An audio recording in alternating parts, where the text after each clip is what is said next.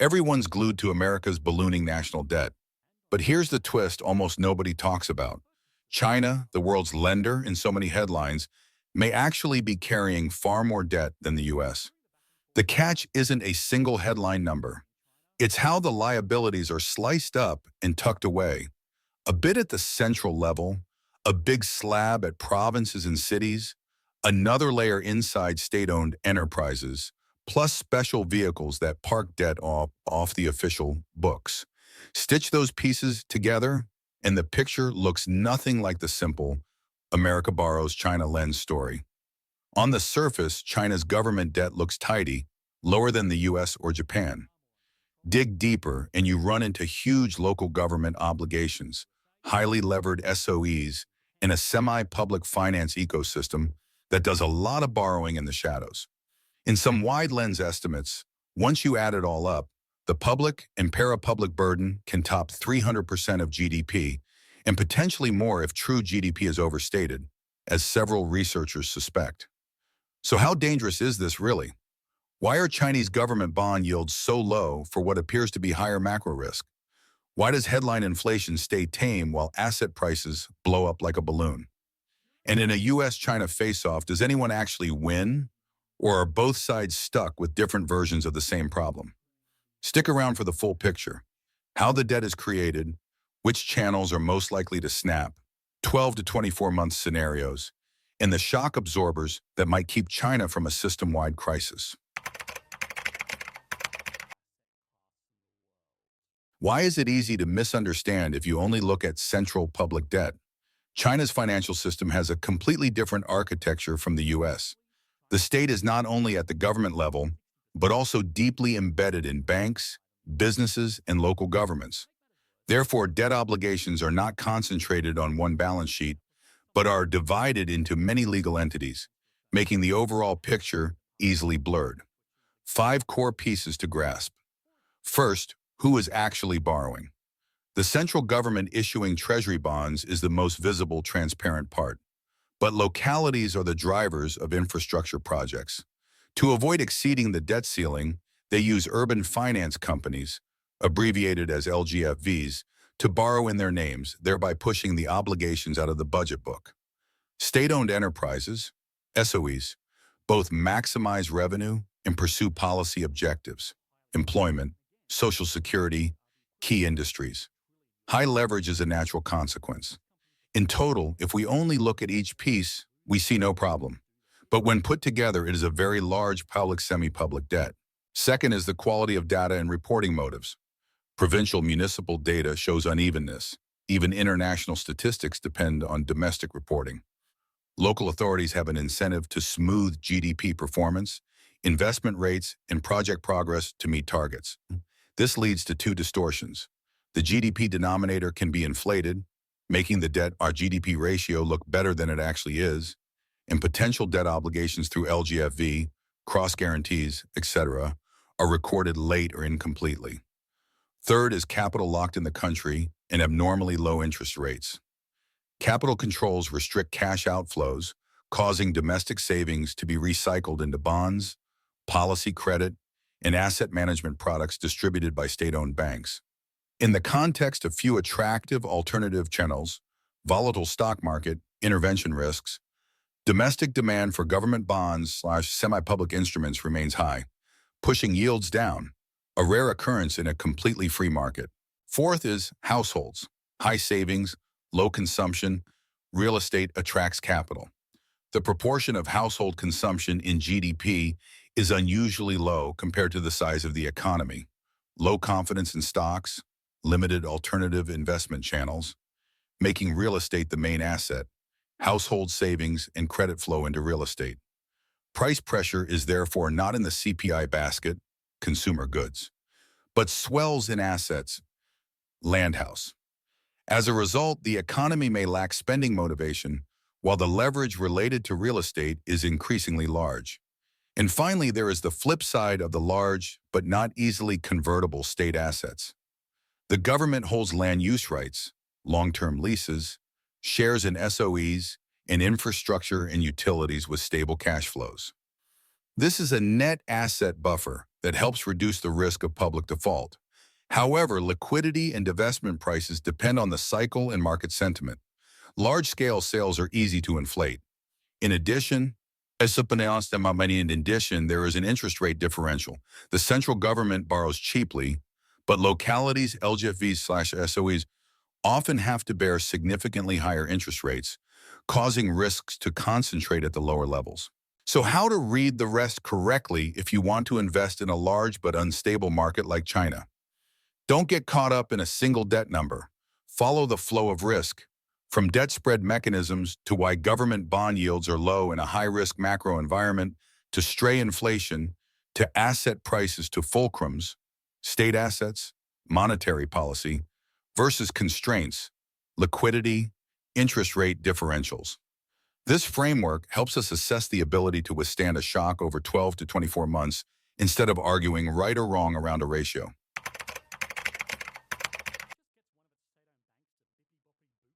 The picture of borrowers is not like the books. If you only read the central government's public debt report, you will see a rather gentle number. But in reality, three new actors are the main drivers. 1. Local governments. 2. Urban finance companies. LGFV, legal entities established by localities to borrow. And 3. State-owned enterprises, is SOEs.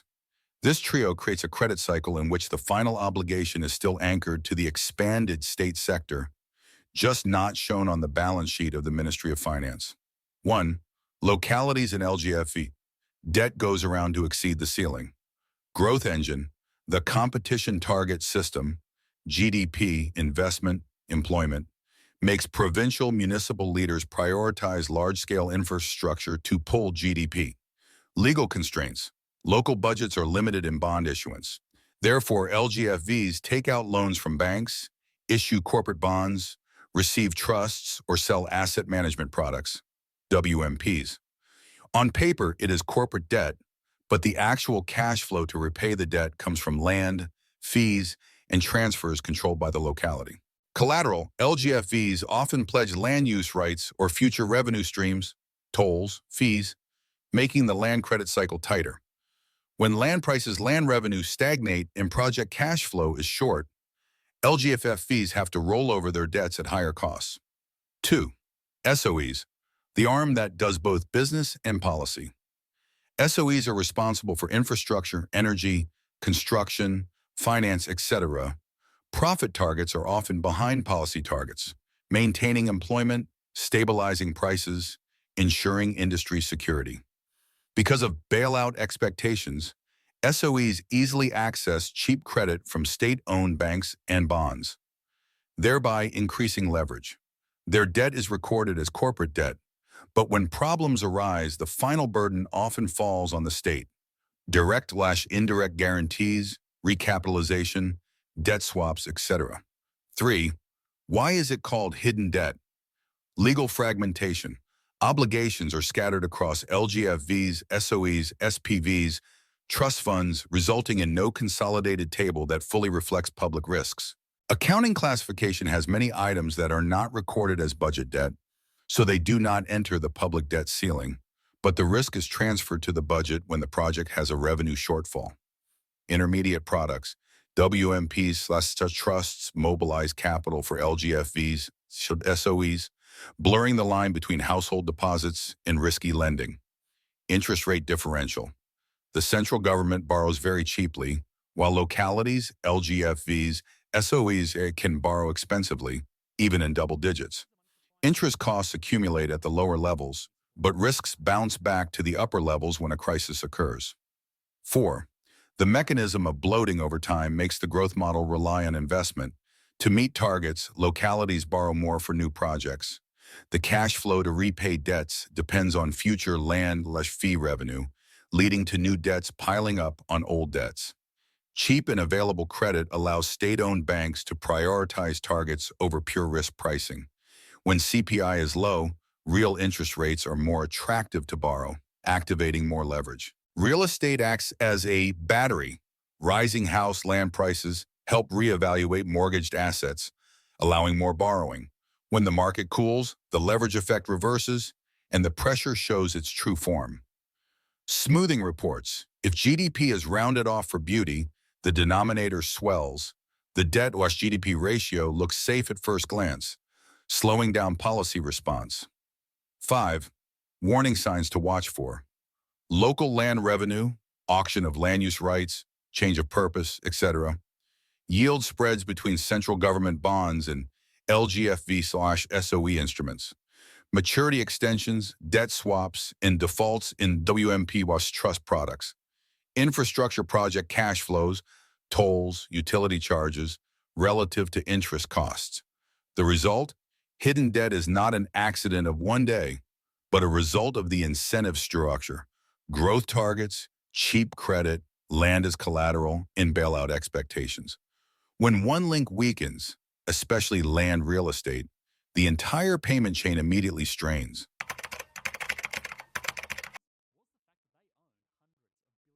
The key here is that low yields do not necessarily reflect low risk, but are the result of a closed, oriented financial ecosystem. Three main pillars. 1. Money flows locked in the country. 2. State-owned banks as carburetors. And 3. Administrative monetary tools to manage the yield curve. 1. Demand for bonds locked within borders. Capital controls severely limit the outflow of household and institutional money. When it is not easy to buy U.S. European government bonds, domestic savings have to be recycled domestically. As a result, structural demand for government bonds, G-bonds, and semi-government debt instruments is always abundant, despite modest yields. The market is therefore less sensitive to pure international yield differentials. 2. State-owned banks, natural buyers. State-owned commercial banks hold a large market share in credit and deposits and are subject to regulatory targets, capital safety, liquidity. The PCP LGB, local government bonds, are considered high-quality liquid assets, increasing mechanical demand. When credit to the private sector slows down, weakened real estate cycle, cautious businesses, banks increase their bond holdings to both meet safety standards and optimize low-risk profits. This anchors yields at low levels. 3. Tools to administrate the interest rate market.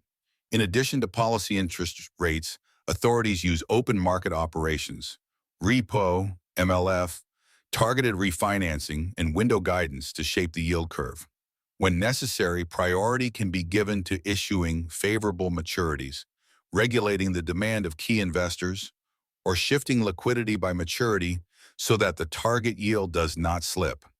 4. Low inflation/lack of demand. Real yields are not too attractive but enough to eat. Conservative CPI, even at times under deflationary pressure, makes low nominal yields still create acceptable real yields for domestic investors who value safety. Combined with the deposit interest rate ceiling and the structure of squeezing depositor profits, a form of financial repression, excess savings flow into bonds as a purely safe choice. Alternative channels are less attractive to the majority. Stocks are highly volatile, unpredictable intervention policy risks make it difficult for ordinary investors to be interested. Real estate, after a long period of overheating, risks of revaluation and project handover to reduce risk appetite. When favored assets run out of steam, idle money returns to government bonds. Asset management products, WMP/trusts, used to be a place to make a profit on yields, but after periods of tightening risks, cash flows also shifted back to safer assets. 6. Investor segmentation, less affected by external forces. The proportion of foreign investors in the onshore bond market is still modest. Barriers, regulations, trading infrastructure, exchange rate protection make it difficult for foreign cash flow to pull yields upside down as in a fully open market. Therefore, the yield level reflects domestic appetite rather than global risk pricing. 7. The downside of controlled low yields. Compressed risk pricing, low government bond yields create a low reference point for the entire system, easily encouraging leverage at the lower levels, LGFVs/SOEs, and domestic carry trade. Capital allocation misalignment. Cheap capital prioritizes the semi-public sector instead of the high-yield private sector, eroding long-term growth momentum. Regime change risks. If inflation returns or exchange rate balance of payments pressures increase to protect macroeconomic stability, it may be necessary to raise yields, tighten liquidity, at which point hidden leverage is quickly exposed. Bottom line, low Chinese government bond yields are a policy signal rather than a pure market price. They reflect a domestic capital lockup system, a policy-driven buyer, and a powerful regulatory toolkit. Pros: reduced volatility, lower central bank borrowing costs. Cons: compressed risk, slow rebalancing, and potential shock if the macro environment changes phase.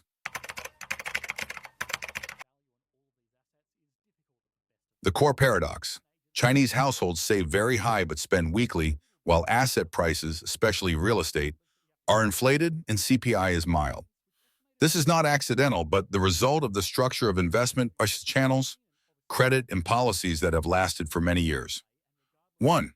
Why real estate has become a default asset. Limited alternative channels. Capital controls make it difficult for money to go abroad. Volatile stock markets and intervention risks make ordinary investors less interested. WMP trust products after the risk tightening period also become less attractive. Local governments depend on land. Revenue from land auctions planning is the blood vessel of the budget. Therefore, infrastructure, urbanization is strongly promoted, creating expectations of long-term land price increases. Credit prioritizes real estate. Mortgages are made with real estate that is easy to value/pledge. State-owned banks tend to finance tangible assets, less inclined towards high-risk private enterprises. 2. Stray inflation, low CPI, hot assets. Households prioritize saving for down payments/buying houses.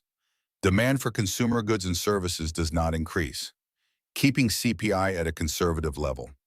On the contrary, cash flow and expectations are concentrated in land and housing, pushing up asset prices. The economy appears to have two speeds: flat basket prices, escalating asset prices. Consequences: low affordability, high price to income, consumption is crowded out by housing costs, asset inequality widens. 3. Collateral loop. Increasing house prices, increasing mortgage values, borrowing more for large projects/consumption, booming construction, GDP urbanization. When prices are flat, falling, the loop reverses. Asset revaluation weakens borrowing capacity. Project delivery is delayed. Demand for replacement housing cools down. Wealth effect turns negative, further compressing consumption. 4. Hidden deflationary pull. The must-have-a-house mentality causes households to postpone consumption, clothing, travel, services, to put money into deposit/debt repayment. Private enterprises see weak domestic demand, postpone expansion, only invest if there is a firm order. Monetary policy injects liquidity to increase total means of payment, but the velocity of money is low. Money is stagnant in assets and the semi-public sector rather than spreading to consumption. Innovation. 5. Risk transmission to banks and shadow banks. Banks are directly exposed through mortgages, contractor, developer credit. LGFV linked to land increases risk when land auctions are quiet. The shadow channel by WMP Trust used to provide over-the-fence funding for high-risk projects. When restructuring, tightening management, mismatch of maturity and withdrawal of capital can cause local liquidity shortages. 6. Indicators to watch. Sales. Prices by urban stratum. Line 1 versus lines 2 to 3, 4. Completion rate. Handover of uncompleted projects and cash flow of developers. Local land revenue. Auction success rate and starting takeover price. Bad debt, especially in small regional banks, and the scale of debt rollover renew. Premature repayment behavior of households.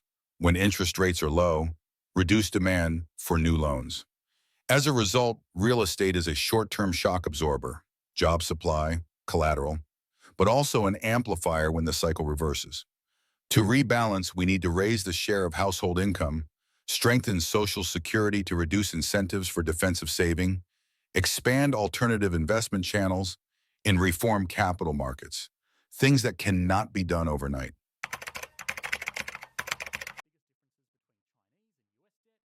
A fair debate needs to look at both sides. While gross debt ratios, expanded public sector, may be very high, China still has significant buffers, large state assets, low central borrowing costs, the ability to coordinate resources, and many technical valves to delay or eliminate shocks.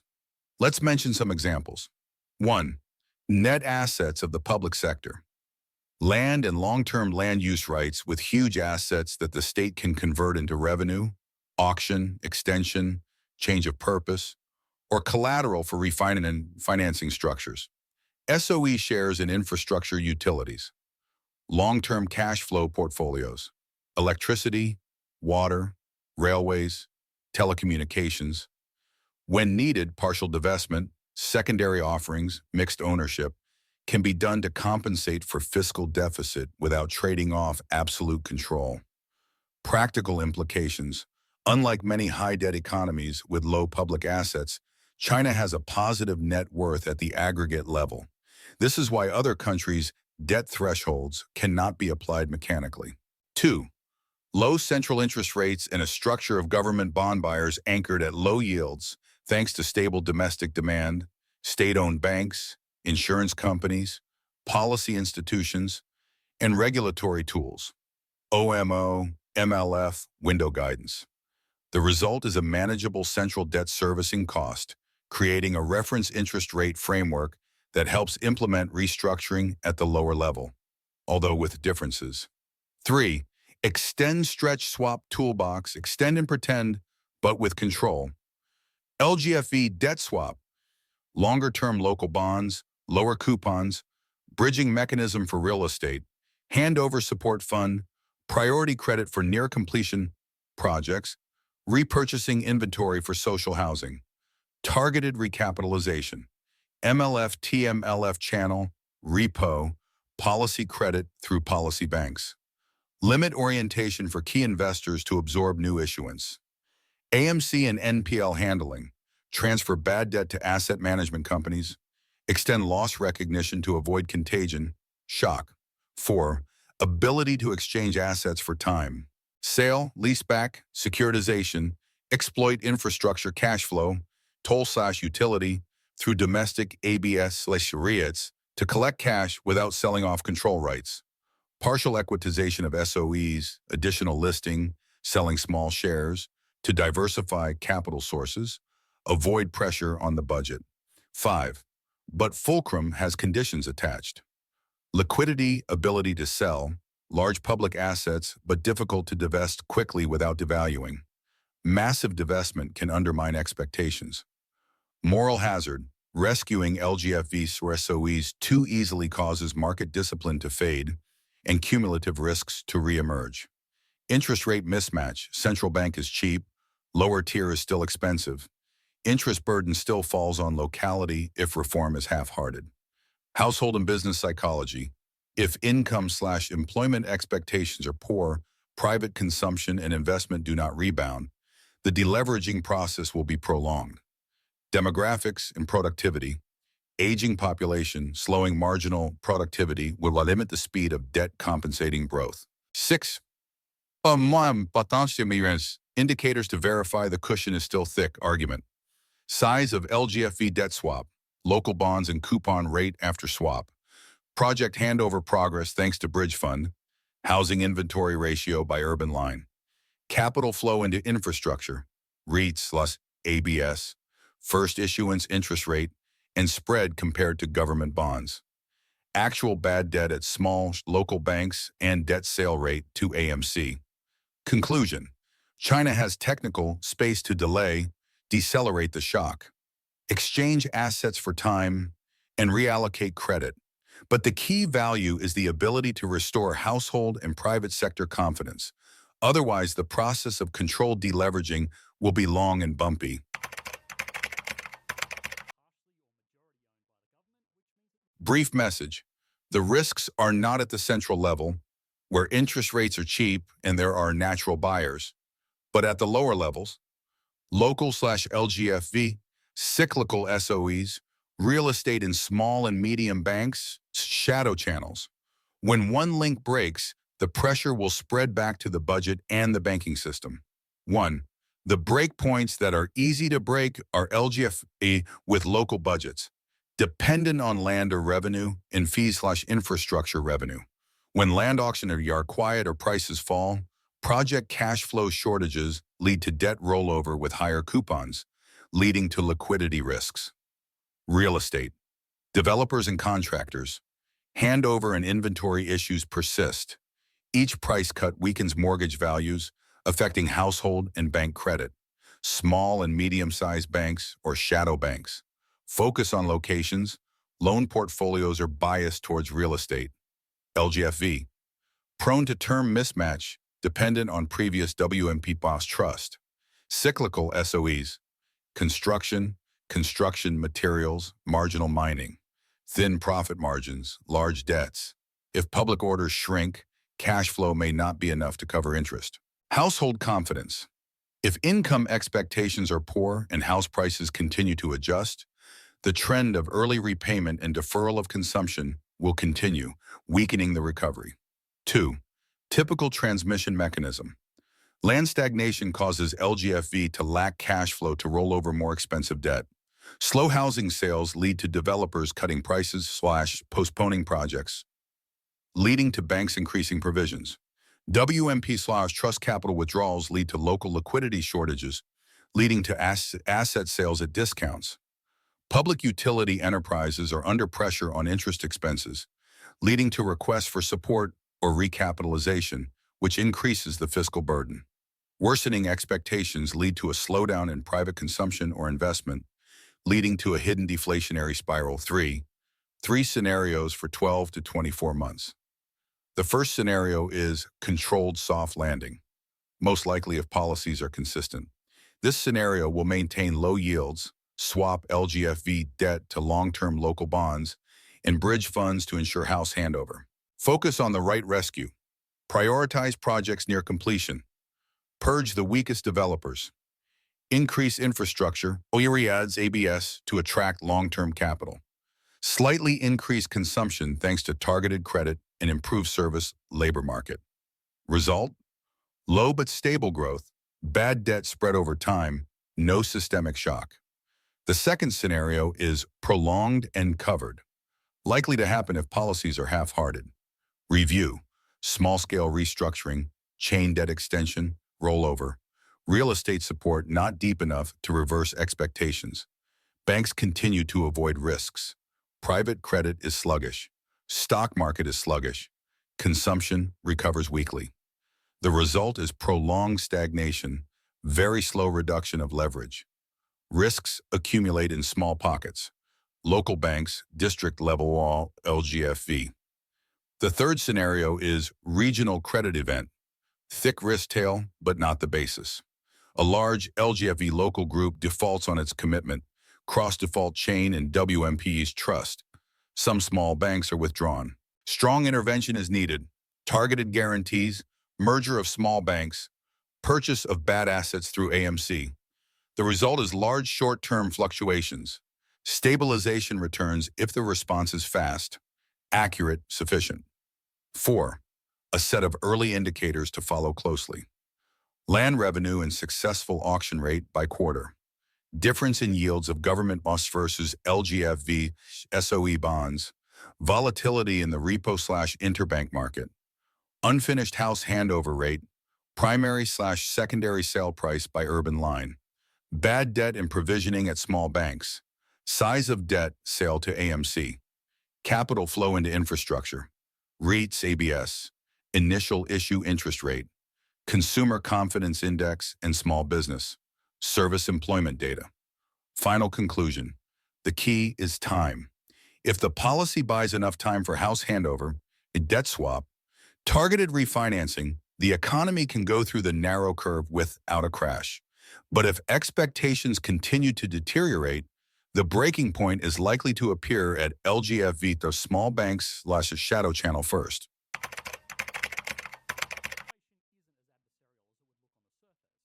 In short, the debate, U.S. debt, China lending, is only correct on the surface.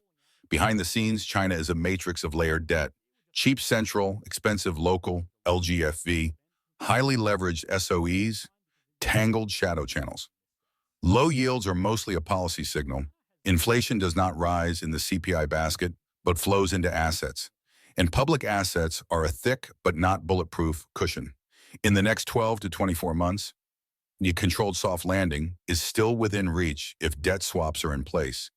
Bridges are built to hand over houses. Long-term capital is attracted through REITs/ABS, and targeted market discipline is tightened. Imagine the world's longest suspension bridge. The main cable, central, is extremely strong, but the secondary cables, LGFV, SOE, small banks, are stretched to their maximum. On a sunny day, the bridge is still smooth, but just one headwind, a sharp drop in housing prices, a loss in land revenue, a step back in confidence, will multiply, and then you either reinforce immediately or accept the sound of metal rumbling from the abyss. That's why time is the most valuable asset right now.